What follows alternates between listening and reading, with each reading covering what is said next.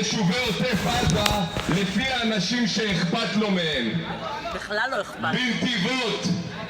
Benjamin Netanyahu, the current Prime Minister of Israel, to leave his job because he is the one responsible for the October 7th disaster, the biggest one we had in the history of Israel, where 400 people were murdered, and babies, women, and children were kidnapped, raped, and burned to death.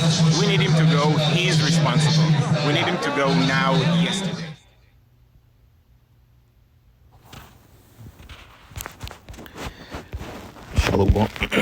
Shalom. First and foremost, I want to give all praises and glory and honor as due to Yahweh, Ba'ashim, Yahweh Shai, Ba'ashim Rakakwadash. I want to give double honors to the apostles and elders of Great Millstone that rule well. Blessings and salutations to the hopeful elect.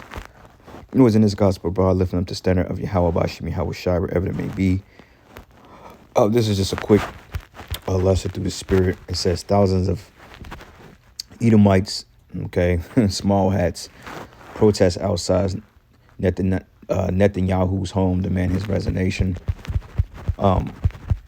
These Edomites, these are small hats, okay? These are not Israelites. These are not Jews or whatever they like to call themselves. They're Edomites, and honestly speaking, they look no different than the coming devil in America, minus a view, minus a giver, a nose or two, you know. But anyway, they're blaming this guy for what happened last month on the 7th. And, you know, the information has been coming out. The reports have been coming out that, you know, these small hats, right along with their other Edomite counterparts, are nothing but warmongers. They're criminals. And this guy in the picture here, now I won't say his name too much, Lord's will, but people are realizing this guy's a goddamn warmonger. He's a damn demon. Okay, he's completely corrupt. He's been caught in all kinds of scandals. He's been known to cause mass genocide upon people. He's been declaring war. Has his own private military. You know what I'm saying? And people are waking up to the fact that you small headers are not right. Okay, you're not right, and you're responsible for pretty much everything that's going wrong in the world. And sooner than later, the Lord is going to continue to expose you and have the world to understand and to fully know that you're not the true people of the Bible. Okay, that's been coming out for a long time, and this is the reason why they have all this censorship going on, because, I mean, we're literally flooding YouTube with true videos, and Esau can't deal with it, you know. So the cat is out the bag, so to speak. You know, it's out the bag, and there's nothing he can do about it at this point. So they're calling for his resignation, you know, because they feel like if he goes and resign and go die off somewhere, they feel like that the Middle East would be a peaceful haven, but it's not, because the scriptures, Yahweh Bashim Yahweh Shai is the one that's stirring up the powder keg in the Middle East. You know, like I believe they had like a 4-day truce or something like that, but we're gonna see how well that's gonna undergo and that's gonna take, because I mean the tensions are already high, even though people are calling ceasefires.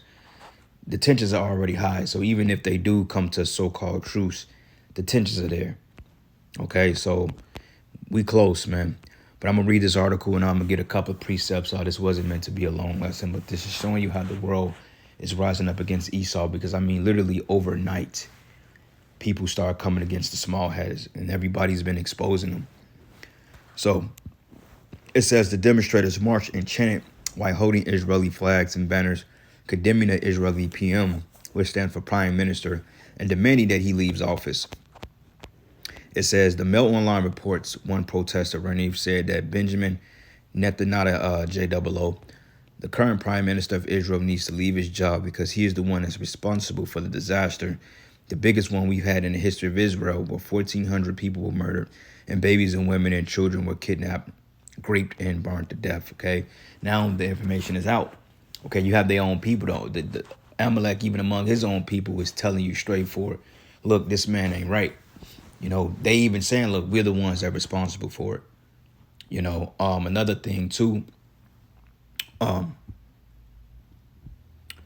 up.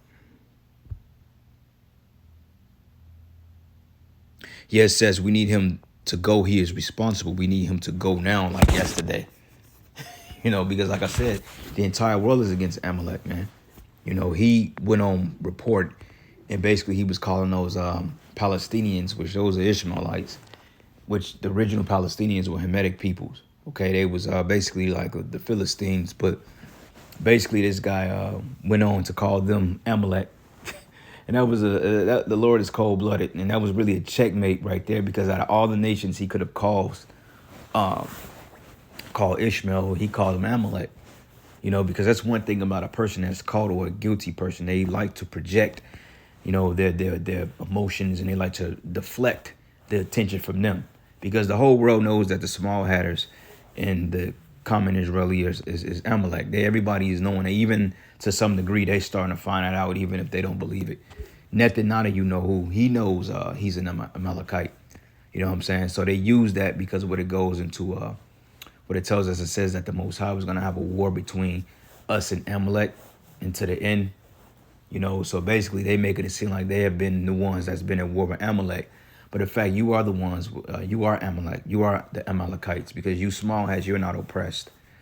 Okay, you own the banks, you own the museums, you own the developments, you own the corporations, you own everything. You own the military, you own the governments.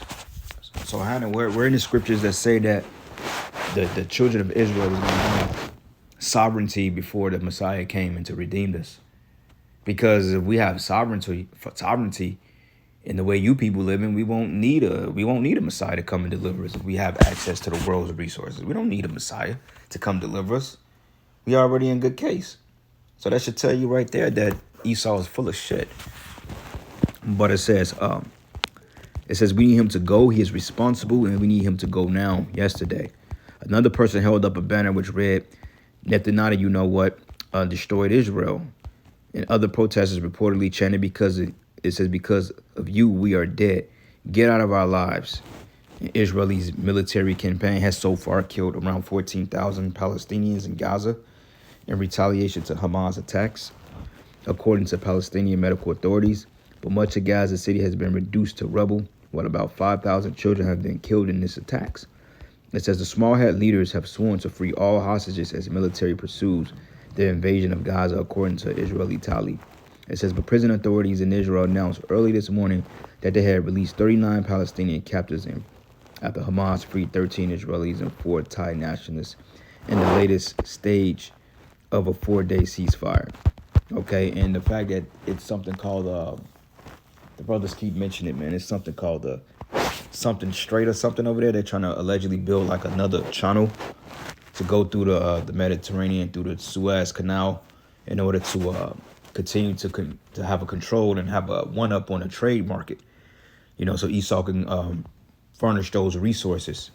So even if they are declaring a ceasefire, Esau still look at that. That's a gold mine over there. You know what I'm saying? And the one that is like basically king of the hill. The one that captures the flag controls the hill. And that's what's happening over there, man. Okay, so I just got a couple of precepts. Nothing too much. But the world is rising up against you Edomites, man. And soon to be here in America. Okay, we know how you Edomites like to deflect and, you know, like to put your doings off on other people. But people are sick and tired of you, man. And the earth is rising up against you. The weather is not fucking with you. Nature is not dealing with you. Your own people is not dealing with you. We're not dealing with you. Yahweh Howard Shai is definitely not dealing with you, bro. So this is the book of Job 20.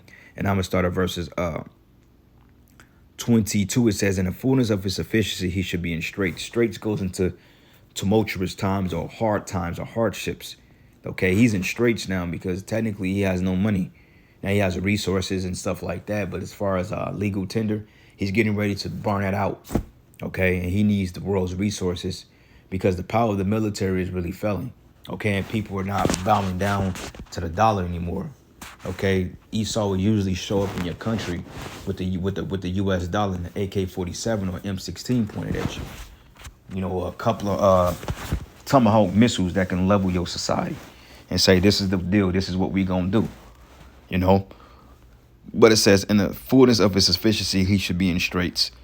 And we're seeing him in straits because everybody's exposing their plan. It says, in every hand of the wicked should come upon him. Okay, and the wicked goes into laborers. And you see these protesters, people calling for this man to be outed because, like I said, he's nothing but corrupt. And the crazy part about it is that the Western powers to be, they know he's corrupt, but yet they have an immunity. Okay, America has a blood patent with these people to protect them at all costs. No matter how wrong they are, no matter how unjustified they are in their dealings, America, Babylon the Great is gonna protect the interests of this because hey, they need their protection. And they have their common interests, man. They own America lock, stock, and barrel. And just like a person just like a person that walks around with bodyguards all day. Now, it's one thing if you were a high commodity celebrity and people want to get at you but usually a wicked person is always paranoid. Okay, and Amalek, they're very paranoid. And this is why we read it says they should be in straits, they should be trouble. They're paranoid because they know that the world is coming against them. Even the elites made it. It was quotes made by one of the elites. I can't remember who quoted it, but it goes something like this. It says that if people realize to some degree that what we've done and how we've robbed them, they will literally hunt us down in the streets. And we're getting to that point. And this is why this man have his UN deployed around various countries around the world. Because when things get bad, he needs to bring some type of peace back to a chaotic society. And this is what we're seeing. This is why you have the UN. The UN is like basically the military and the police force is like their private military, man. It's like their private police force. Okay, they're there to protect the interests of the bankers. Nothing more, nothing less. All right. And it says, I've read that already. Let's go from here to the book of Habakkuk 2. And I'm going to start at verses 7. It says, should they not rise up suddenly that should bite thee, and awake that should vex thee, and thou should be for unto booties unto them which is spoils. It says, because thou hast spoiled many nations, all the remnant of the people should spoil thee, and because of men's blood and for violence of the land and the city and of all that dwell therein.